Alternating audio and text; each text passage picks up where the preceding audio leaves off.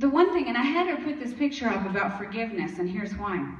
I was always raised to be grateful for everything. David, on my 15th birthday, took me to dinner and gave me a plastic key. You know, the one the kids teeth on?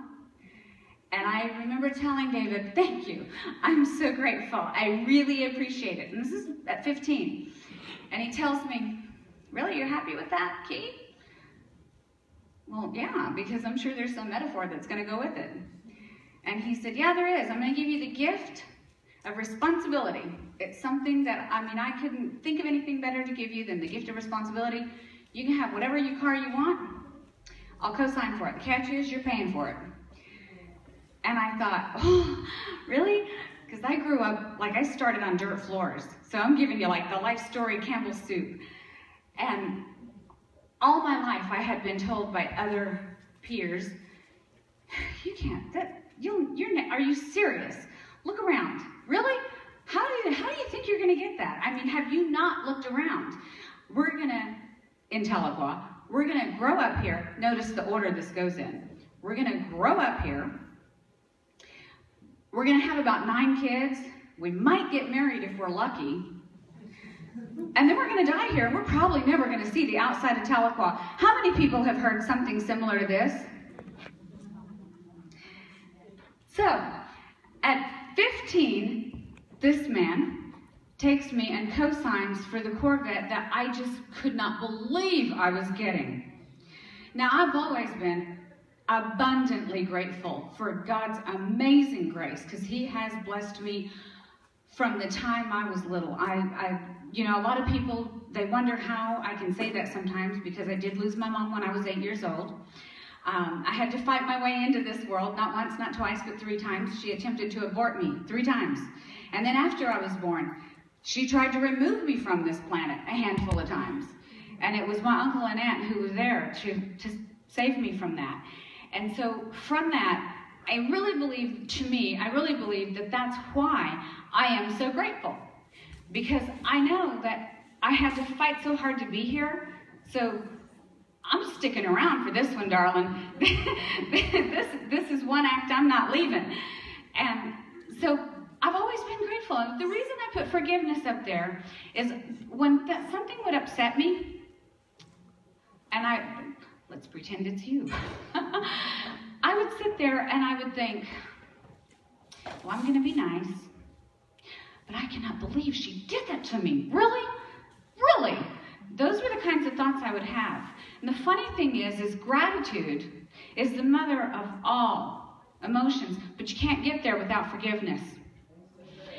And when I lost Reese, when she was 5 years old, I'm not joking, and it's not a metaphor. I literally was, I don't know what I was having, but it wasn't good. I was standing in the shower, and I just started crying, and I got down on my hands and knees. And I know some people that used to have a different way of dealing with things, that would say different things.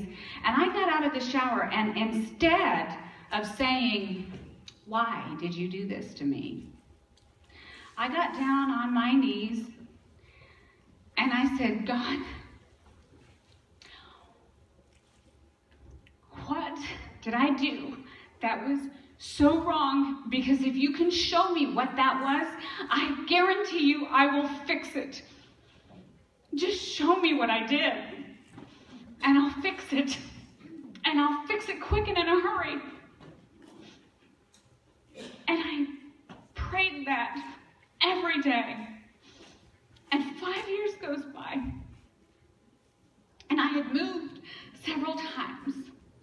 And it's kind of weird, because I usually don't add this part of the story to when I talk. I don't know why I feel like doing it today. See, your therapy for me. 5 years goes by, I've moved several times, and I call, because I have a mail service, and I tell them, hey, do I have any mail? And she says, I think it's just junk mail. And I said, okay. She says, do you want me to send it to you? And I said, yeah, go ahead, because you never know. And I get this mail, and I'm sitting in front of a computer. And by the way, I used to tell people all the time, I have no idea how anybody can sit in front of a computer that long. And I got this computer, and I was like right there. And I'm looking at this mail, and I'm thinking, junk mail, junk mail, junk mail, junk mail. Threw it all away.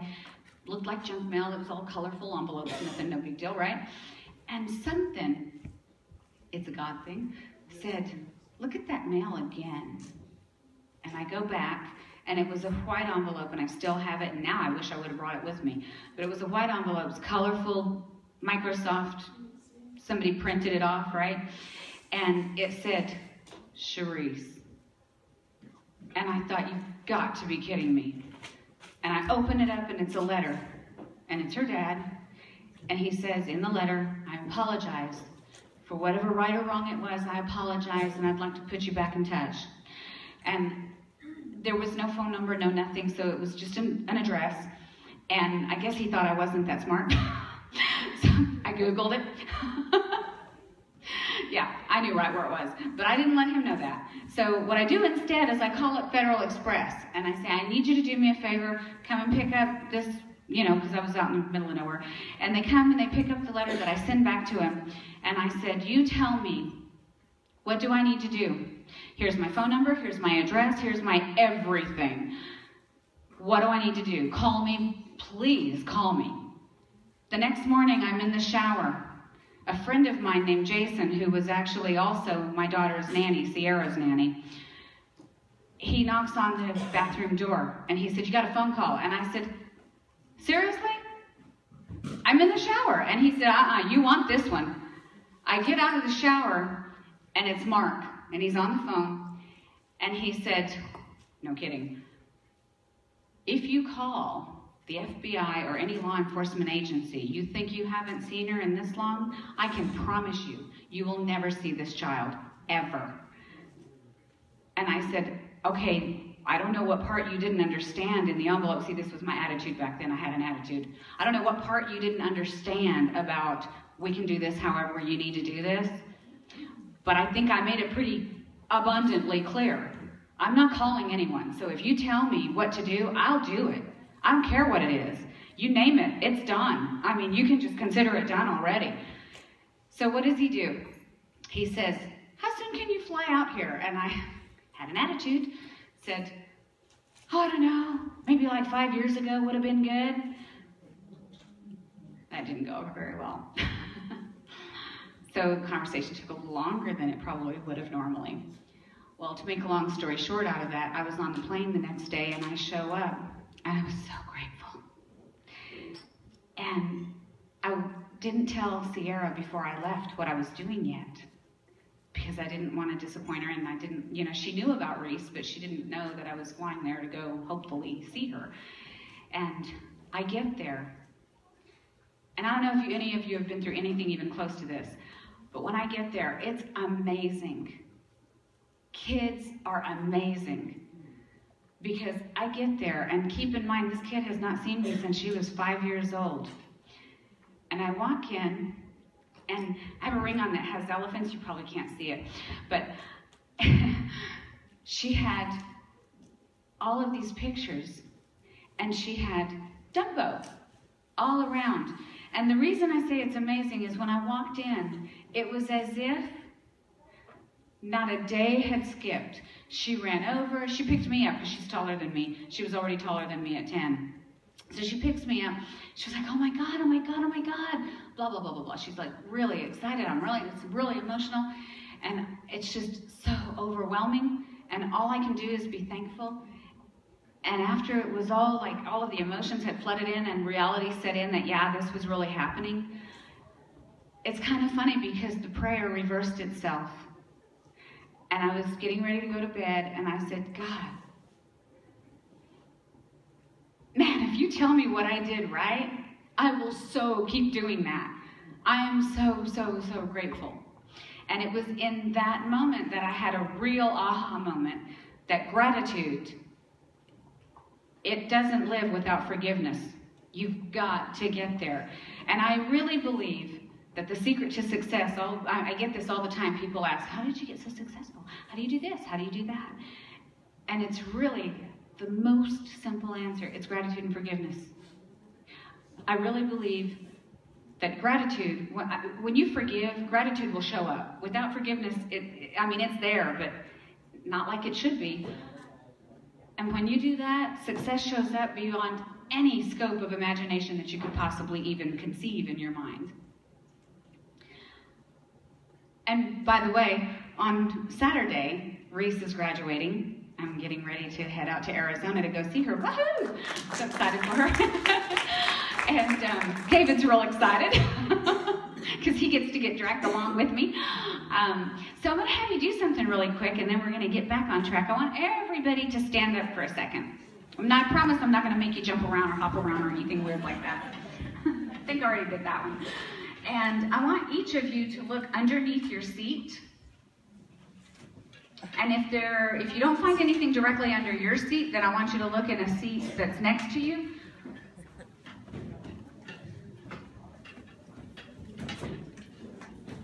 Did you find something? What's your name? Summer. Summer. I like that name. Really? That's such a warm name. That's good. Summer, stand up, please. What's in it? $5. Okay, great. $5.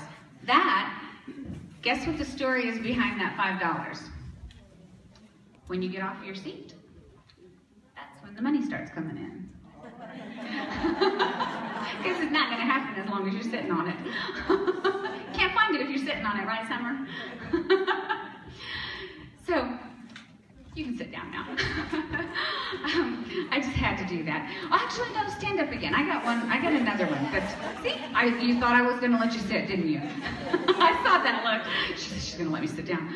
Okay, so when I decide that I'm going to do something, I believe it. And I'm going to go there. It's so funny because people always say, I don't know why you keep going back to the Bible and all that and blah, blah, blah, blah, because that's where it's at. So when in the Bible it tells us that when we pray, we should be grateful for it already. Instead of asking for it, when I pray, I don't say, God, and the Lord's Prayer and everything else, and by the way, man, I really want this, please. That's not what I do. I pray my prayer, and then I say, I am so, so grateful because I'm really excited about going to Arizona on Saturday. Or fill in the blank, whatever it is.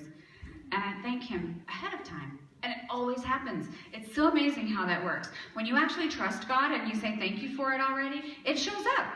It does. And it happens, and it's so funny because science tries to explain it in a different way. They say, well, no, it's not that, and they have all of these other explanations for it, that, you had a goal and blah, blah, blah. Well, yeah, you had the goal, but you trusted God to show up with it. And that's really how I do it. And one of the things that I want to show you is if you set a goal, and you're going to have to, some of you are going to have to spread out a little bit because I'm going to have you stick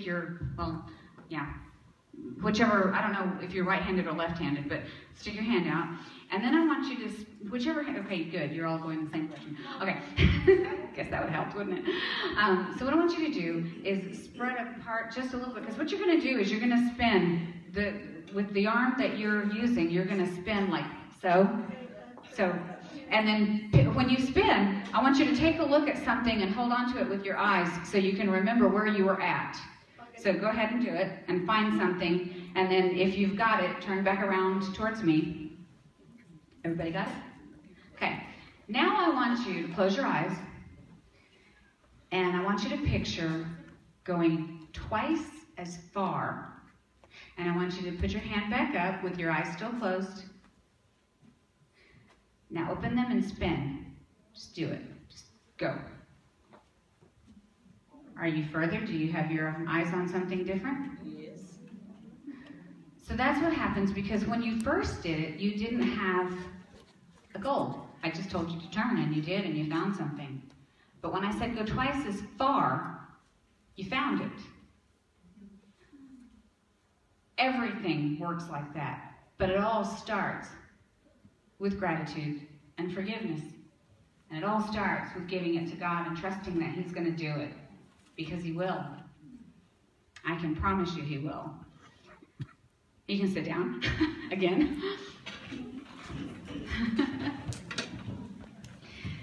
So, moving, I know I'm jumping all over the charts here, and I've got a really good reason for it.